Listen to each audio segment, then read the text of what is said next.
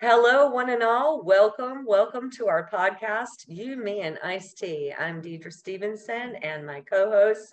We're together again for part 2 of our discussion on AI. I hope you joined us last week when we talked about some of the concerning things about AI, maybe some of the darker side, of the subject, what everyone is really worried about. But this time, I'd like us to focus on what's positive about it. I mean, how can we kind of flip this to be something useful for us as authors, as artists, as intellectuals, as whatever your career may be. And let me introduce my co-host before we get started on that. There's Mr. B over to beside me there. Hello, Mr. B. He's an author of The Art of Giving Back, and it's a great book, and it will teach you how to be a much nicer person, I promise you.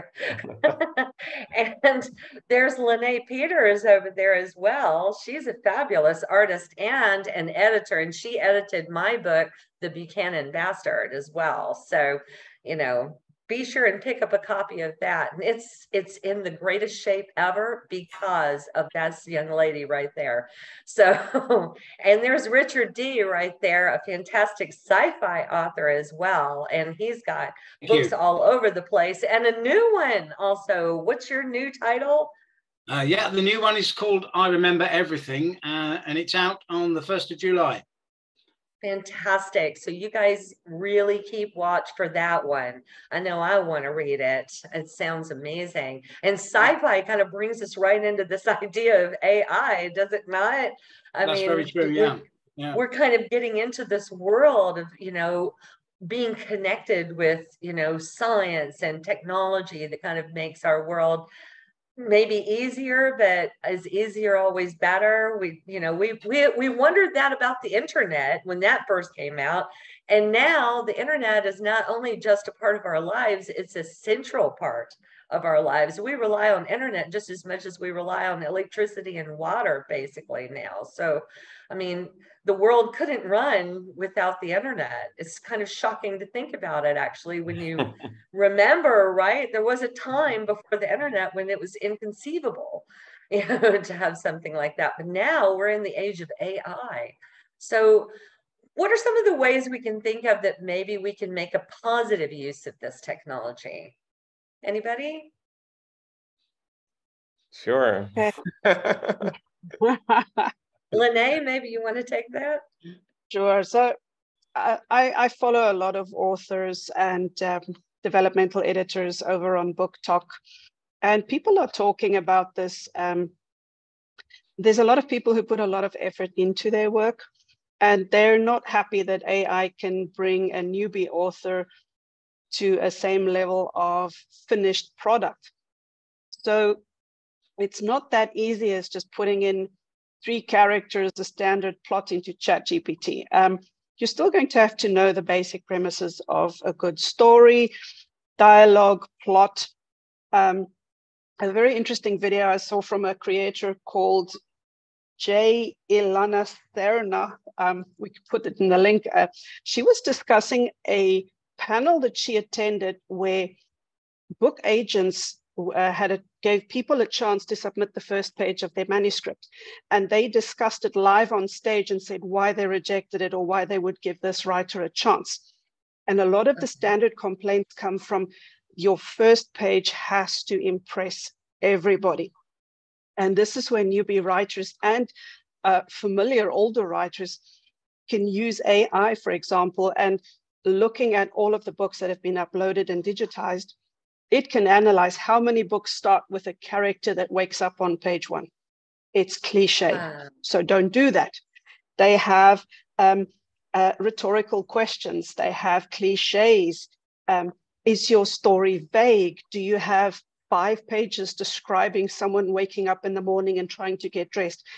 It's not interesting enough. They also have things like sentences that are too long, confusion with too many characters.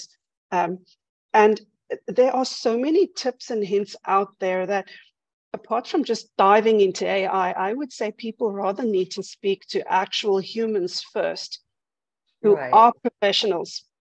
Because once you understand what they've done and done well, you have a better framework of what to train your AI on, because face it, all the AIs are based on different variations of ChatGPT now.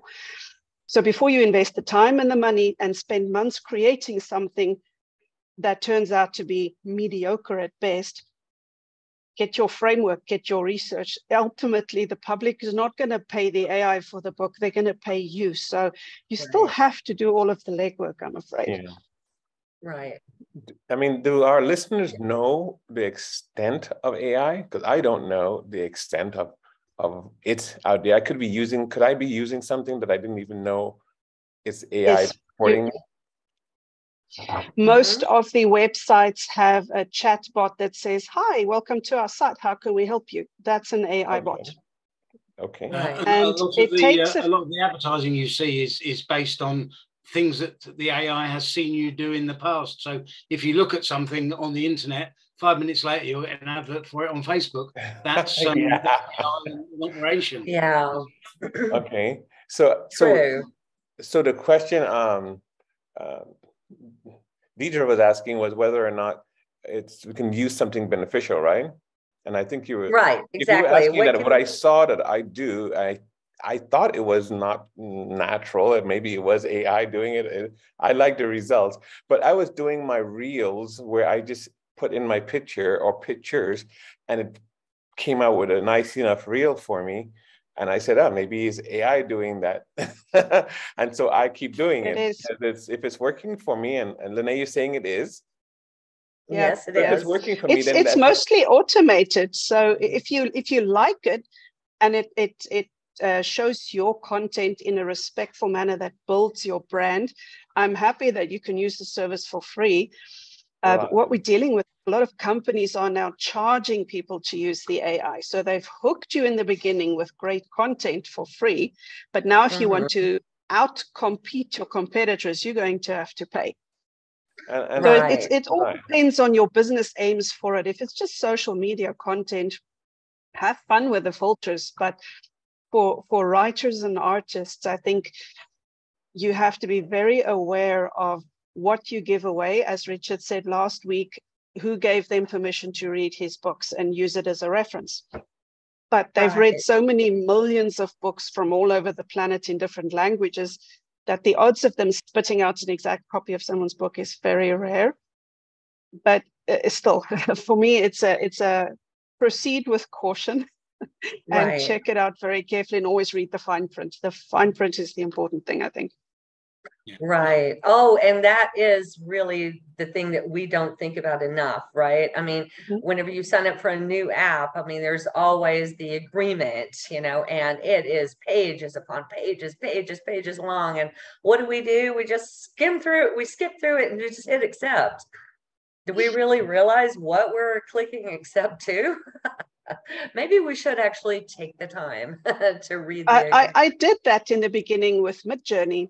And they said that anything you upload or create, they have the right to share wherever they want, use in any shape, form they want, and you basically have no copyright or ownership of it. You can't monetize. So there are a lot of people monetizing things they've created on there. But again, it's a case of the lawsuits have not caught up with the users yet. But when they do, it's a simple matter of tweaking the AI to say which user downloaded stuff from me and where's my content being sold. And they're going to catch the users out and say, oh, hello, you're selling all these workbooks on Amazon. We'll take the money now. Thank you very much, because our terms and conditions said that we own the output. So I have to say, I'm sitting there just like wringing my hands going, yes, I can't wait for that to happen, because it's just so evil what they're doing, honestly, right? It's create lazy. workbooks, ebooks, and never have to write a word. I mean, real writers are sitting there going, what the F, dude, come on. I mean, we break our brains, coming up with new original things. I mean, how dare you, really, Honestly. Sorry, I didn't mean to get too emotional about that just No, now, but it's it's about personal, man. feelings. It's literally our feelings, our experiences, our pain, our sorrow, our joy. Our time. And the AI can never understand that the way we can, but they can take, for example, newspaper articles of tragic family suicides and turn it into a novel. And if that AI uses an actual victim family's real name, the repercussions would be horrific. We as a writer know that we have to change names, dates, places, times. We have to put a disclaimer. This is a work of fiction, does not resemble any character, living or dead. Exactly. Otherwise, we have to pay a price. Exactly. Yes. But the AI doesn't pay a price. So here's where the rub comes in. If the AI gets to say what it likes, who's going to make the AI pay for it? That's my perspective on it, Well, it's played fast and loose with feelings. I'm thinking about Richard. I think he can write an amazing story about what an AI did. I've written one. I've chanced to just pick the book up. I wrote this story last year. I think some of you have read it. Yes. It's about an artificial person, shall we say, and what they get up to. So it's not completely AI, but it's sort of halfway there, I guess, in some respects. I look at the whole AI thing. I think it may be useful in helping me to do some marketing, in that it can suggest strategies and it can analyze people's behavior in the same way that Facebook and that does now, to suggest where and when I should advertise and how I should perhaps word it, because I can put in a few words of description about my book and it can come up with some alternative phrases. Now, some of them sound a bit strange, but some of them might just be the hook that gets me noticed. So I think there's a positive aspect to it. It again, like everything, it all depends on the motive of the user, doesn't it?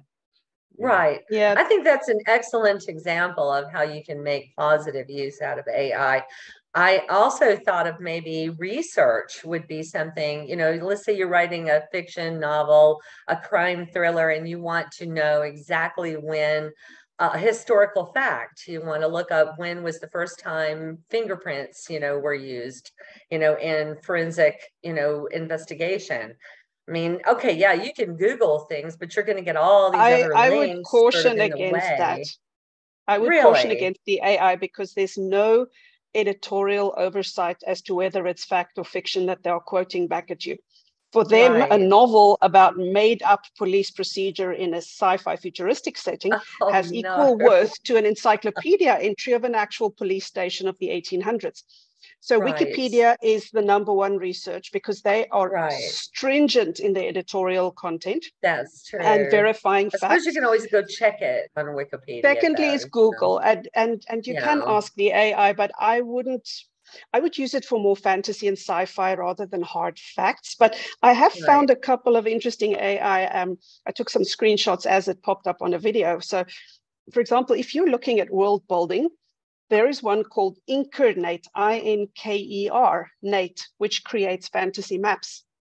So if you want to have a map to reference, I don't want to learn cartography to draw maps just to make up what my world should have. But some people love seeing the maps in the beginning of the book, and they refer to it often. So that's a useful one. Then there's another one where it's called, there's various name generator AI. So you can create names for ancient civilization, future miners on a planet, high-tech, mythical. Too. Made up languages. But then if you can't read those languages, it doesn't really serve a purpose, I think. Well, I'm talking in terms of like what George R.R. Martin did. Dothraki, or whatever the Targaryens spoke, right? So another one for world building and also developing characters is called Mila Note, Mila Note. Now, I haven't looked at these myself, but these pop up as being really useful for writers. Another one for actual writing and organizing chapters is called Dabble. Now, as far as I know, most of these are free. As I said, I haven't researched them. But for us, we need to keep track of 50,000 cats running loose through our plot. And if you use a Google sheet to keep track of it, or yeah, literally, that's what a plot thread is. They sometimes do their own thing, and you have to untangle them and rewrite. Right. So some people like to go old school and have a file or a folder with handwritten notes, but you can now do your handwritten notes on an iPad, put it in the AI, it can read your writing, and you can organize much faster. So think of it as a secretary or a virtual assistant to do the slog work.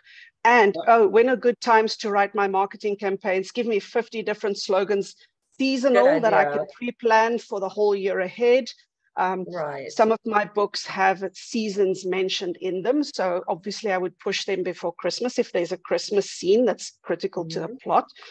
So yeah, I think the AI can save you time with that. But the actual creation part, I wouldn't let go quite so easily. Right, right. Well, those are very interesting sites that you found. I mean, maybe once we upload the show to YouTube and to the podcast version, could you please write that in a comment, underneath? I'll search them up first and just confirm whether they're apps or websites, because some of them, they need a bit of research first. Okay. And you could say the AI helped me. The AI helped me find them because I was looking for writer sites and this video popped up. So there you go. There might be something sinister, but no, I'll research. It led you there for a reason. Yes. It would be handy to keep track of where everyone was, especially if you're writing a longer series. Then very often I have to keep reading the old books to remember what people did and when they did it and who they were talking to. Yes. So something like that could say, well, yeah, so and so did this in book 3, and then they did that in book 4. That something like that would be useful. It would save me a lot of messing around. That really would be very useful. You're so right. Do we have anything like that until now, or is that just something you're thinking of right now? Control F, Control Find in a Google Doc. If you have your previous manuscripts, you can just search the manuscript for that word and see where it pops up. Quickly read that chapter. It's not comprehensive, it's not foolproof, but sometimes setting up a system takes more work than just quickly searching a word. So if you're planning a series, I would say start your lexicon now and do it like an encyclopedia entry with everything alphabetical. I know, right? So I have at this moment I have two things. A quick break where I'm saying that Free Talk with Mr. B and these podcasts is definitely on YouTube, where this whole program, even after the Facebook Live, it'll be recorded recorded and sent to YouTube to people who can watch it later who are unable to watch it now. And the podcast shows up on Spotify, Amazon's, Google Podcasts, Apple Podcasts, wherever podcasts are found. I do have a curiosity. Any one of you using your laptop? Because I'm using my laptop now. I'm streaming live Me too. to Facebook, and I was curious if another person online could also stream live from their end at the exact same time. Could anyone try their button and see if it would allow it to happen while I'm already streaming live, if it allows more than one person to stream live? Let me see. Because it only goes to my Free Talk with Mr. B Facebook. It'd be cool other people's can go, because like Richard has. I think only the host can live stream though, not guests. That was my curiosity. Yeah, I think only the host can do it. As far as what do you think, Richard? Are you trying it? I've just clicked it here, and I've got a little circle thing going around, and it's just not responding. So I guess that I can't. Yeah, because it would be nice if, let's say, you, Richard, you wanted your group of listeners on Facebook to see your program and to think about the idea behind your books, so they can come and find out where to buy them, what they're about. Then my type of listeners may want the same thing too. So I want to share as much as we can, as wide as we can in this case. So I just didn't know if it was even possible to stream further from this. It doesn't appear to be certainly on the machine I'm using at the moment. No. Yeah. Well, we just need to share. I think once we get that up on YouTube, everybody be sure and share it. Across all of your social media pages, and ask your friends to do the same. On Zoom, it doesn't allow everyone to have authority to be the leader or something like that, or No. That would have been nice if we give all, you know how if some people say, hey, could you make me administrator on this thing so I can add a person? So you made all 4 persons on a group chat administrator. Let's hope the AI heard that so that Right? we can, you know, And they help can us come up share with more. that. That would be a nifty thing, right? Right? So everyone could stream to their things. It would have been wider audiences. So, Exactly. and Richard, I mean, since we're on this topic, American listeners, for example, in the United States, where do they go to get your book? My books are on Amazon at the moment. Yeah.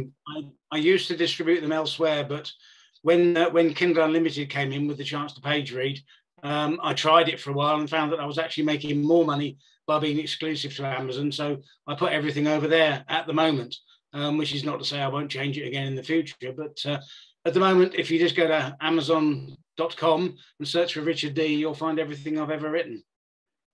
Thank you. I wanted that commercial to happen. I was acting like an AI myself. Homemade AI. So Richard D. Amazon. Everyone in the United States, please go to Amazon and see the 17 plus books that this amazing gentleman has already put out there. 29 at the moment. What? Wow. 29 at the moment, including wow. I thought it was 17. I'm only at 10. I feel so behind. I don't know how. It just sort of happened. Don't worry. At my age, I won't probably. I'm working on number 11. I'm looking forward to reading it. Yeah. Right. Well, Amazon is one page to check out for sure. I mean, speaking of a major corporation, you know, that's fully capable of AI, right? But you know, there's other sites for books as well out there to check out. You know, Barnes and Noble. I don't know if anybody ever really uses it or not anymore. I mean, do you all ever order any of your books through Barnes and Noble's website? No, not to Dubai. No. They used to have quite a few shops in England, but they closed down a few years ago. Really? Yeah. Isn't that just a shame? Because everything is online now. They had a coffee shop in the back and an enormous range of books and magazines, and you could spend a lot of time in there. But unfortunately, they all closed down. Right. Well, see, there's another consequence of everything going online, you know, and we can't really say that that's all a bad thing because things are delivered right to your door, you know, and maybe that saves petrol, you know, people driving around. Like you said once, Mr. B, I mean, if you can get something delivered to your door rather than cranking up your car and using, you know, fossil fuels to go to go to the mall and traipse around and look for it for hours and buy it, you know, then why not, right? Why not order it to be delivered straight to your own living room, or get an ebook that could be delivered immediately, which Richard and I both have actually. All of our books are available by ebook as well, so that doesn't even use paper, you know, so. Is that the same as when we say Kindle? My bad. Is that the same as when we say Kindle? Yeah. Kindle, yes, exactly. Okay. But you know, other online stores use different names. Like Barnes and Noble would be the Nook Books, so that would be the version of ebooks for them. So that raises a question in my mind. I always wanted to use my voice to read a book and become one of the readers, and now I think I'm outnumbered by AI. Yes, very good point. I have been reading about that myself. You know, you have some of your books as audiobooks, right, Richard? That's right. Yeah, I have 7 audiobooks available. 7 are audiobooks. Yeah. I have 4 so far that are audiobooks as well, and we paid quite a bit, you know, to the narrator, you know, to get those out there. Did we not? You know, I mean, what do you think about that now? I mean, now it seems that that's going to be outdated very soon. Yeah, my narrator is not worried. He's concerned, shall we say? But the thing at the moment is the AI voice doesn't have the nuance and the emotional sort of range to be able to do it. Very true. The unfortunate thing is that they tried to sneak in a bit of training and using my narrator's work to train the AI. and Oh, apparently no. it's tucked away right at the back end of the agreement, that in the bit you never look at. But there's been a fuss about it, and they've backed off a little bit now. Now this is Audible ACX. They've backed away from doing it willy-nilly, as it were. But certainly, as my narrator says, it'll be a few years yet until they've got the range to be able to do it properly. It's like everything else. Really, with character voices and everything. I mean, for example, my books, the Hakima's Tale books, I mean, there's the voices of the genie characters and the other, creatures and everything. And I think that my narrator actually did quite a good job, coming up with those, weird voices, for everybody's different character, and sort of made the book come to life. That was Mark Norman did those, wasn't it, for you? Mark Norman, yeah, he did that. I've listened to the first one. It's very good. He does a very nice job. My guy Stephen, he does all sorts of different voices, and he puts sound effects in as well to go with some of the stuff that's happening. Yeah, I want sound effects. It makes it an experience, and it doesn't very well. I wouldn't want to trust it almost to an AI, because I don't think it is right. Yeah, it doesn't sound like a real person. The stuff that I've heard, anyway. Just look at Google Maps. The Google Maps can't even speak proper English with the correct accent on the right words to direct you to drive around the block. So we've still got a bit of time left. Well, here in the Arab world, it's really hilarious, when the Google Maps, try to say Arabic directions, Oh, Sheikh Fahad Road, or Sheikh Fahad Road in the British accent. LWASL Road, because it cannot pronounce Wassel. Exactly. It just gave up. It spells it. Oh, it spells the words. And Umsukain. No, it's Umsukaim. No, Kuwain. Kuwain Road. Funny. Yes. So there are small ways people can improve their business when you're in that publishing business, writing business, editing business, and I know when things change, some people lose jobs, but some people gain jobs, and I don't know if it's a wash. And so just thinking about it, back in the days when Richard said about making the sounds, we used to listen to a lot of sound in radio, and I'm aging myself because Perry Mason on the radio or Dark Shadows on the radio are all scary stuff, and you can hear it. So a lot of people lost those jobs to do it, but then when someone is going to learn another job about how to become AI checker or something, whatever it is the job ended up being. Right. Well, a programmer. Coding and computer programming are quite big right now in terms of employment possibilities. My own son is busy taking course after course after course on coding now, because I think that's probably very smart at this juncture. Right. He needs to know how to switch the AI off. Yes, please.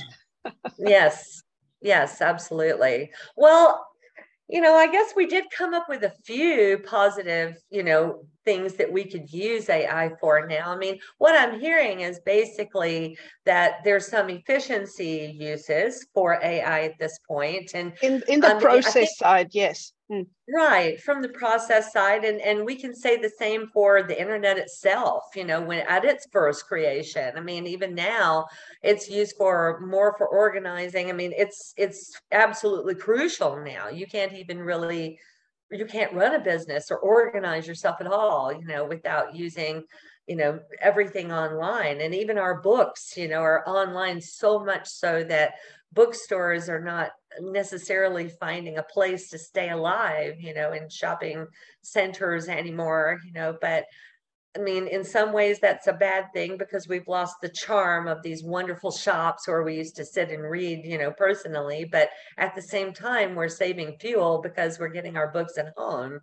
And through, ebook technology. So, I mean, there's a lot of things we can say about this. There's positive and negative all the time, but I think that we need to kind of maybe embrace it, not look at it with such dread, but maybe find ways to kind of own it and come into it naturally. I mean, until now, the internet is used for evil quite a lot, you know, so we avoid it. It's just, maybe it's the same sort of thing. Do you see what I'm saying? You know, you have to have enough good people using it so there's more good people using it than bad people using it. Well, exactly. And it's like you said, Richard, I mean, it depends on who's using it and what they're using it for exactly. You know, so maybe it's not about the AI, maybe it's about us, the end users at this, you know, at the end of the day, right? And before we close, I had to make sure to definitely, Richard, on the part of the voices, I look forward to where everything is read eloquently, because I think there's a lot of us baby boomers are getting so much older. In some cases, our kids are not coming to read to us. And if we can get our phones, our computers to read eloquently to us with enough animated voice or something to please us, if an AI can do a really good job of that, that might be something I would like to go to sleep with, or something, you know, where not just reading the books, but reading the news and reading whatever that comes over in a good voice. So I think it's a very positive opportunity. But as far as publishing and so on, anything we can do to help us run our businesses, if we're running a business like that, or help us market or advertise and read, it would be wonderful. Yeah. And anything that gives me more time to write and less time to have to mess around with the marketing. Oh, yes. Amen to that. Thank you. You're totally right. I do not enjoy having to spend so much of my time on marketing. I do wish for more time to delve into the books. Maybe I can catch up with you. You know, I'm only at number 11. You're at 29 now. Got lots of writing to do. I don't know how it happened. I looked behind me and there was a shelf full. You know, that's just awesome. I think it's so proud to have such a body of work like that. That must make you awfully proud. And Lene lost her Lene lost her internet, so we will wrap up. Thank her so much for all her amazing input. We enjoyed Lene's commentary very, very much, and she added quite a lot to this program tonight. I thank her for that. And hopefully, you know, later on, if you guys are watching this, you know, don't forget to check out the YouTube video later and the podcast version, because, you know, I'm sure Lene is going to tack a comment on there, you know, with some of these websites that she mentioned, you know, if this is going to be useful for you, particularly those of you who are authors out there like us. So yeah, hopefully it's helping. It's hopefully we gave you a lot to help you out tonight. So, and that, I guess, is the conclusion of tonight's episode of You, Me, and Iced Tea. Oh, here comes Lene back again. There she is. She came back again. Sorry about that. We were just thanking you for your contributions. Well, we were just winding it down for this episode, and I thank all of you, my co-hosts, and thank you for, you know, watching live on Mr. B's Facebook page, and thank you for the viewers and YouTube, you know, and the increasing numbers that we have there, and those of you who listen to the podcast.